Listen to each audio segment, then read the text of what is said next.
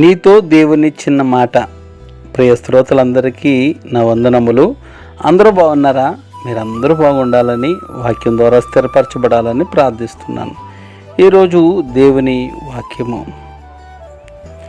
2 పేతురు పత్రిక 3వ అధ్యాయము 18వ వచనం. 2 పేతురు పత్రిక 3వ అధ్యాయం 18వ వచనం. మన ప్రభును రక్షకుడినైన యేసుక్రీస్తు అనుగ్రహించు కృపయందును జ్ఞానమందును అభివృద్ధి పొందుడి. ఆయనకు ఇప్పుడును యుగాంత దినము వరకును మహిమ కలుగునుగాక. ఆమేన్. ప్రభునందు ప్రియులారా, మన ప్రభును రక్షకుడినైన యేసుక్రీస్తు అనుగ్రహించు కృపయందును జ్ఞానమందును అభివృద్ధి పొందుడి అని రాయబడింది. క్రైస్తవ జీవితము అభివృద్ధి పొందాలన్నదే దేవుని ఆశ. కానీ ఈ రోజుల్లో అనేకులు అభివృద్ధికి బదులుగా దిగజారుడుతనం అనేకుల్లో చూస్తున్నప్పుడు చాలా బాధ అనిపిస్తూ ఉంటుంది. దేవుని వాక్యమేమో మీరు జ్ఞానమందును అలాగే కృపయందును అభివృద్ధి పొందండి అని అంటే, ఈరోజు ఆత్మీయంగా అనేక మంది దిగజారిపోతున్నారు.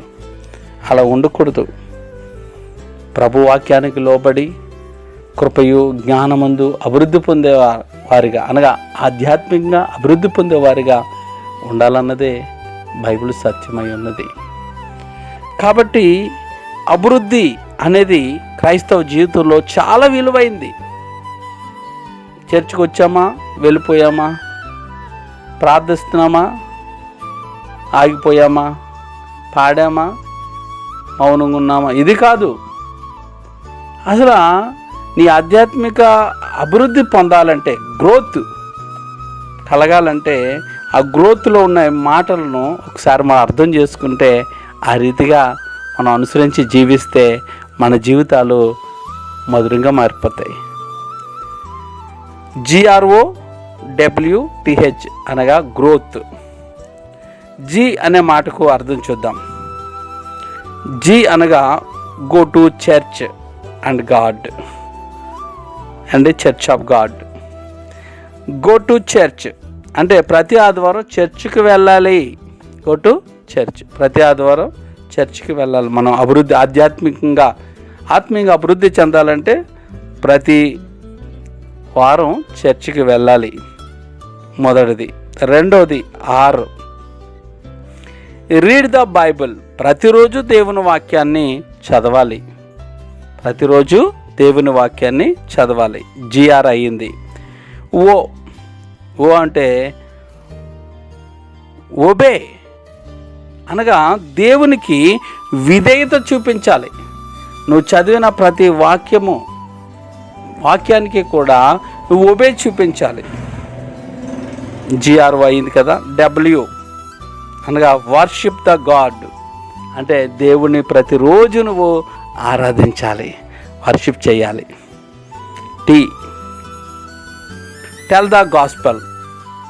నశించిపోతున్న ఆత్మల పట్ల మనుషులందరికీ కూడా నువ్వు ప్రతిరోజు సువార్తను ప్రకటించాలి.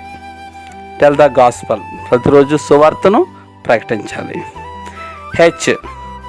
హోలీ లైఫ్, పరిశుద్ధ జీవితం కలిగి జీవించాలి, పరిశుద్ధ జీవితాన్ని జీవించాలి. ఏమండి? GROWTH growth. ఇప్పుడు నేను చెప్పినవన్నీ కూడా నువ్వు చేయగలిగితే, ఈ గ్రోత్లో ఉన్న అక్షరాల ప్రకారం నువ్వు చేయగలిగితే, వాక్యం చెప్తా ఉంది, నువ్వు కృపలో జ్ఞానంలో అభివృద్ధి నందుతావు.